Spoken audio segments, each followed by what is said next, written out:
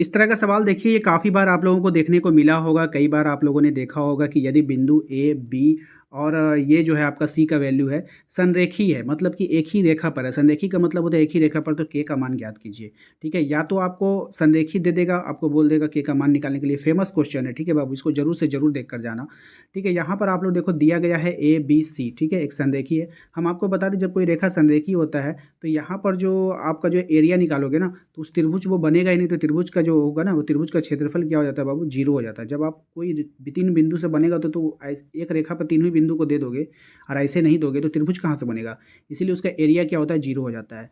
तो यहाँ पे 3 पॉइंट था, तीनों पॉइंट का एक्स निकाल लो, वाई निकाल लो, ठीक है। यहाँ से x1 x2 x3 y1 y2 y3 सबका वैल्यू यहाँ पे लिख लेना है एक बार में। ऐसे ही अगर आप लोग लिख लोगे ना तो आपका एग्जाम में गलती होने का चांस बहुत कम हो जाता है। अब देखिए चूंकि बिंदु जो है ए बी सी क्या है, संरेखीय है, यानी कि एक ही रेखा पर है, इसलिए जो त्रिभुज का क्षेत्रफल बनेगा वो जीरो बनेगा। अब देखिए यहाँ पे ये वाला फॉर्मूला हमने पहले भी बोला था, आप लोग याद कर लेना त्रिभुज का क्षेत्रफल पे कौन सा फॉर्मूला लगाएंगे, जहाँ पे 3 बिंदु दिया जाता है।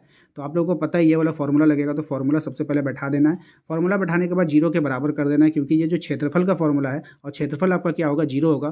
क्यों जीरो होगा, क्योंकि संरेखीय है, एक ही रेखा पर है, ठीक है।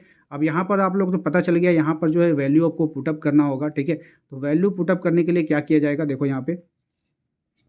अब यहाँ पे देखिए आप बोलोगे क्या होगा सर, यहाँ पे देखिए भैया हुआ क्या है कि यहाँ पे 1/2 कहाँ चला गया है। तो देखो वो जब कोई दो चीज़ गुना में रहता है, एक इधर रहता है, तो गुना वाले जगह हम एक्स का वैल्यू को रोकेंगे, ये 2 कहाँ चला जाएगा, इसके नीचे चला जाएगा, ठीक है। और जब इसके नीचे चला जाता है तो ये पूरा का पूरा क्या होता है, ऊपर वाले का वैल्यू होता है वो जीरो बन जाता है। वही काम हुआ है यहाँ पर, ये जो गुना में था 1/2, ये कहाँ चला गया, इसके नीचे चला गया, 1/2 खत्म हो गया, ठीक है। इसलिए जीरो हो गया, यहाँ पर डायरेक्ट लिख दिया है। अब यहाँ पर देखो आप लोग करोगे क्या, x1 रखोगे, ठीक है। उसके बाद यहाँ पर x1 का वैल्यू रखा, y2 का वैल्यू, फिर y3 का हमारा k था तो k का वैल्यू। इस प्रकार से आप लोगों को वैल्यू अच्छे से रख लेना है, ठीक है। प्लस माइनस का ख्याल रखिएगा, प्लस माइनस क्यों हो रहा है। अब देखिए यहाँ पर हम इसको डायरेक्ट सॉल्व कर लेते हैं।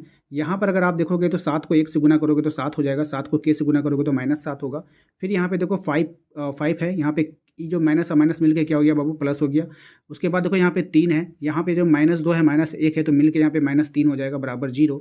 फिर यहाँ पे देखो ये उतार गया, ये 5k हो जाएगा, ये 5 दूना 10 हो जाएगा, ये 3 तिहाई 9 -3 होगा, -9 होगा, क्योंकि ये इस माइनस के कारण इसको माइनस कर दिया गया है, ठीक है।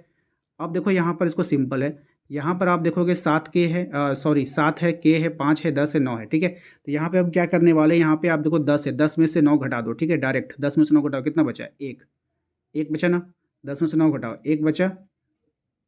अब देखो सॉरी सॉरी सॉरी, यहाँ पे एक वर्ड छूट गया, यहाँ पे के छूट गया, आप लोग के लिख लेना, ठीक है।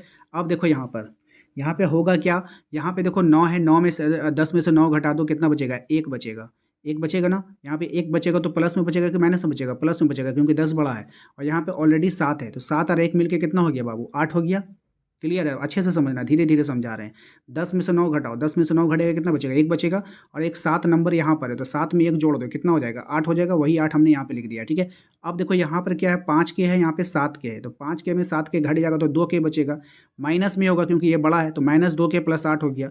अब देखो यहाँ पर हुआ क्या कि ये 8 को मैंने उस बराबर को उधर भेजेंगे तो क्या हो जाएगा, माइनस में हो जाएगा, माइनस माइनस क्या हो जाएगा, कैंसिल हो जाएगा। के का मान निकालोगे तो 2 कहाँ जाएगा, नीचे जाएगा, 2 से 1 बार में कट जाएगा, 4 बार में। तो के का मान कितना हो गया, 4 आपका आंसर आ जाएगा, ठीक है।